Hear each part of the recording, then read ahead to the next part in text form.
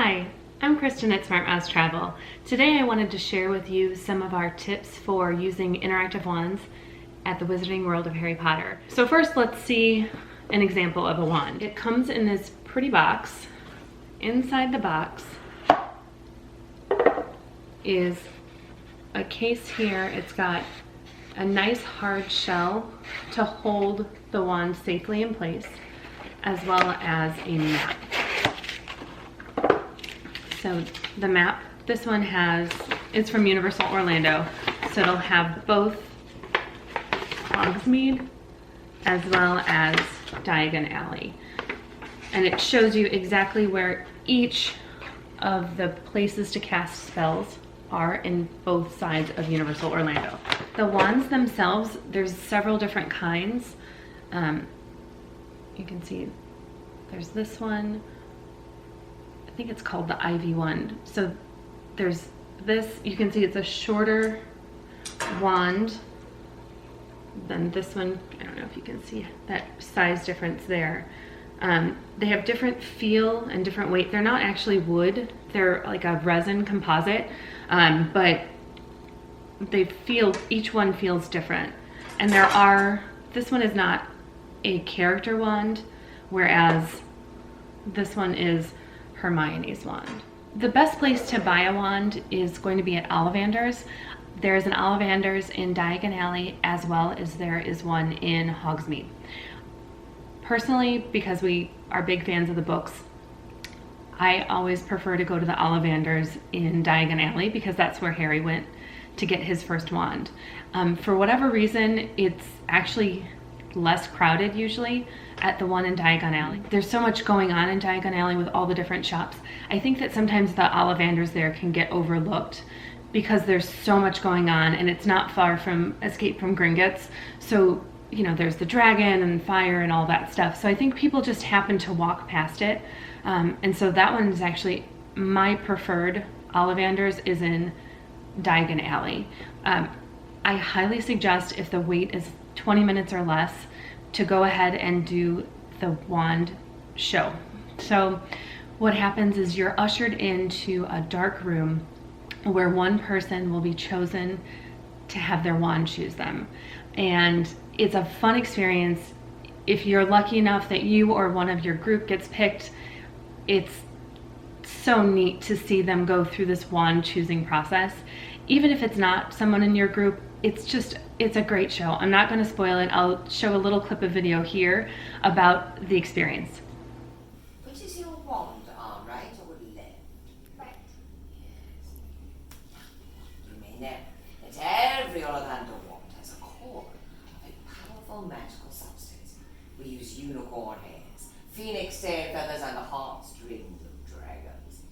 No two Ollivander wands are the same. That's a very powerful magic in you.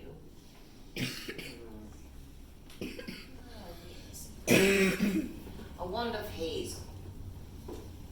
13 inches. Excellent. Squishy. Phoenix tail feather. Now, let's try this. Let's brighten up the room a bit by illuminating your wand. Hold it up. Say Lumos. Lumos. Yes. Oh dear. Definitely not. Tricky customer. Well, it has always been clear to those of us who study wand. It is the wand that chooses the wizard. It is not always clear why. Okay, so now you can see why I think that taking some time to do the Ollivander wand show is worthwhile. I think it's a lot of fun, and when you're done, then you exit out into the shop. And so that's when you can go ahead and choose your wand. There's lots of wand makers around to help you. If you're not sure which wand is for you, they'll help you find just the right one for casting your spells. The cost for an Ollivander's wand right now, this is January 2020, is $55 for the interactive one. There are two kinds of wands that you can get at Ollivanders. There are the non-interactive wands that look like replicas from the movie, but they don't actually do any spell casting within the park. What you are looking for, if you want to do magic in the Wizarding World of Harry Potter is the interactive wand. So the way that you can tell that is at the very end, it almost looks like a little black ball, and it's reflective. And that's actually what works with the system to cast your spells. All right, now that we have covered where to buy your wand, how much your wand costs, and why you should see the Ollivanders show, let's talk a little bit about some of the wand tips that I want to share for casting spells within the Wizarding World of Harry Potter. So there's a lot of things that are difficult when you're first starting out with your wand. It's easy to make a lot of mistakes, and that can definitely interfere with your overall fun of casting spells. So these tips are going to help you look like a professional wizard right from the very beginning.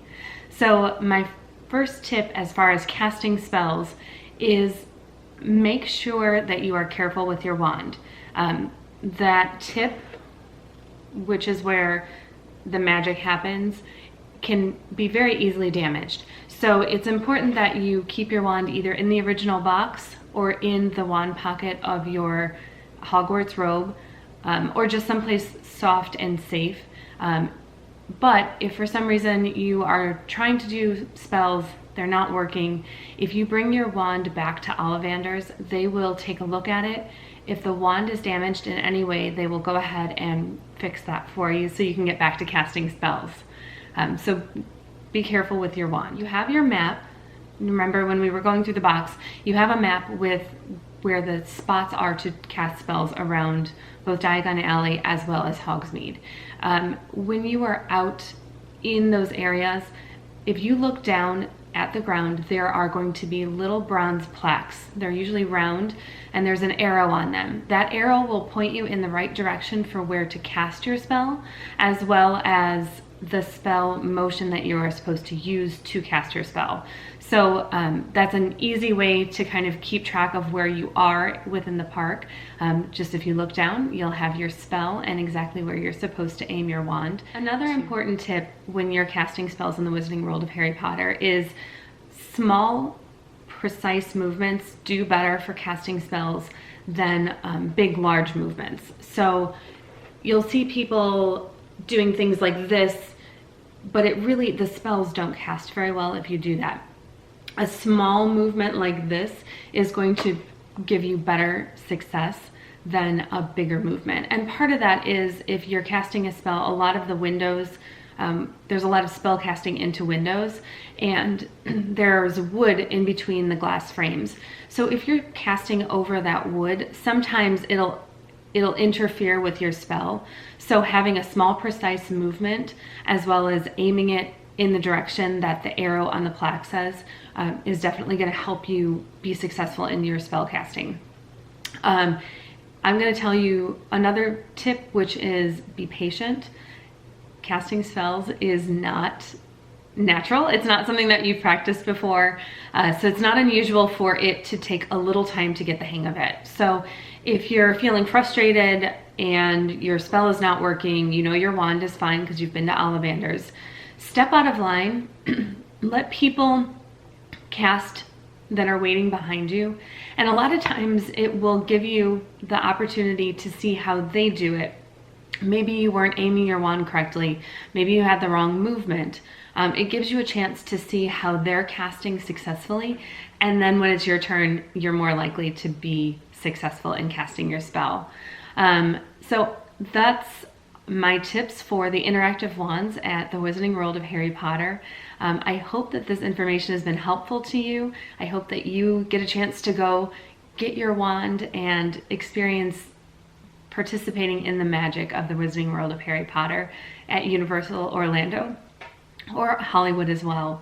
I'm going to also link to an article in the description below with more information on the interactive wands, as well as 2 secret casting spots within Diagon Alley. It would be too difficult for me to explain those over video, so I've included those in the article. Thank you guys for following along. I hope these tips are helpful, and I look forward to seeing you guys again soon. Make sure you subscribe so that way you're notified when I'm publishing new material like this. Thanks. See you guys soon.